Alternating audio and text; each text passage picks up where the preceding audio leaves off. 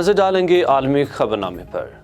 اسرائیلی forces نے شیخ جراح میں مظاہرین پر دھاوا بول دیا، کئی فلسطینی زخمی ہو گئے۔ الخلیل میں مظاہرین پر براہ راست فائرنگ کے بعد 100 سے زائد افراد زخمی ہو گئے ہیں۔ فلسطینیوں پر اسرائیل کا بدترین تشدد۔ مقبوضہ بیت المقدس کے علاقے شیخ جراح میں احتجاج کرتے ہوئے نوجوانوں پر دھاوا بول دیا۔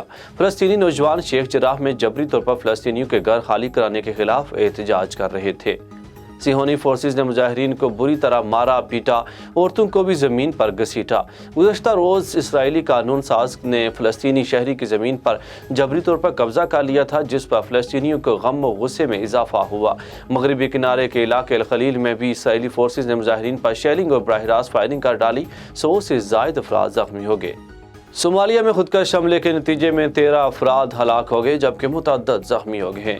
حملہ وسطی صومالیہ کے قصبے میں ہوا۔ حملہ بلدوین آواد کے لوگوں سے بھرے ریسٹورنٹ میں خود کو دھماکہ سے اڑایا۔ دھماکے کے باعث 13 افراد ہلاک ہو گئے جبکہ 18 افراد زخمی ہو گئے ہیں۔ حملے کی ذمہ داری صومالی دہشت گرد تنظیم الشباب نے قبول کر لی ہے۔